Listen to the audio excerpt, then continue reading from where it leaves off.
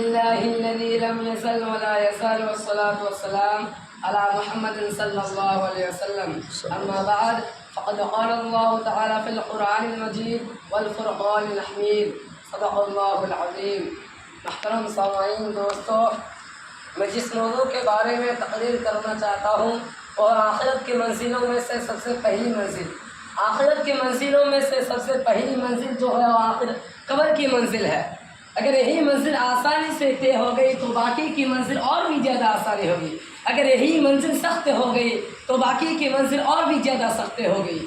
حضرت عثمان رضی اللہ تعالیٰ عنہ جب کسی قبر کے سامنے کھڑے ہوتے تو اس قدر روتے کہ ریش مبارک یعنی داڑھی آنسوؤں سے تر ہو جاتی تھی. لوگ فرماتے تھے آپ کے سامنے دوزخ کی تذکرہ ہو رہا ہے، جنت کی تذکرہ ہو رہا ہے، اب اس قدر نہیں روتے جس قدر آپ قبر کو دیکھ کے روتے ہیں. حضرت عثمان رضی اللہ تعالیٰ عنہ نے فرمایا آخرت کی منزلوں میں سے سب سے پہلی منزل قبر کی منزل ہے. اگر یہی منزل آسانی سے طے ہوگی تو انشاءاللہ باقی کی منزل اور بھی زیادہ آسانی ہوگی. لیکن میرے بھائیوں اور دوستو، اگر یہی منزل سخت ہو گئی تو باقی کی منزل اور بھی زیادہ سخت ہو جائے گی.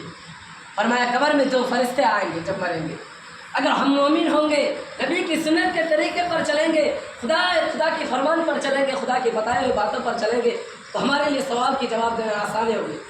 فرشتے سوال کریں گے تمہارا رب کون ہے؟ ہم کہیں گے ہمارا رب اللہ ہے. فرمائیں گے تمہارے دین کیا ہے؟ ہم کہیں گے ہمارے دین اسلام ہے. فرمائیں گے تم کس کے امت ہو؟ تو ہم کہہ دیں گے حضور پاک صلی اللہ علیہ وسلم کی امت ہے. تو آپ غیب سے خبر آئے گا، اے فرشتوں میرے بندے سچ کہہ رہے ہیں، میرے بندے کے لیے جنت کا ٹھکانہ کر دو اور ایک کھڑکی کھول دو تاکہ ہمیشہ کے لیے جنت کی ہوا چلتی رہے.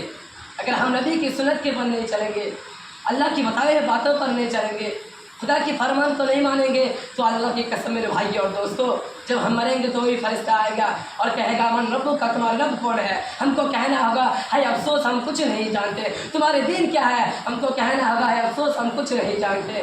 تم کس کا امت ہو؟ تمہارے نبی کون ہے؟ ہم کو کہنا ہوگا ہے افسوس ہم کچھ نہیں جانتے. تو غیب سے خبر آئے گا، اے فرشتوں میرے بندے جھوٹ بول رہے ہیں، اس نے مولویوں کے پاس سنا ہے لیکن عمل نہیں کیا ہے، اس کے لیے وہ جہنم کی دہتی ہوئی آگ میں لے جا کے پھینک دو تاکہ وہ ہمیشہ اس آگ میں جلتی رہے. میرے بھائی اور دوستو، اگر ہم دنیا کے آگ کو نہیں سہ پا رہے ہیں تو سوچیے تو آخرت کی دنیا کی آگ سے جو 70 گنا زیادہ تیز ہے اس آگ کو ہم کیسے چھوئیں گے؟ میرے بھائی اور دوستو، آج کل ہم آخرت کو بھول گئے ہیں، قبر کو بھول گئے ہیں. یہ دنیا کی محبت ہمارے دل میں اتنی بیٹھ گئے ہے کہ آج کل ہمیں آخرت کی بھی یاد نہیں آ رہی ہے. میرے بھائی اور دوستو، ایک دن موت آنا ہی ہے، اس موت کو بھول گئے ہیں. ایک شاعر کہتا ہے کہ ایک دن مرنا ہے آخر موت ہے، ایک دن مرنا ہے آخر موت ہے، کر لے جو کرنا ہے آخر موت ہے.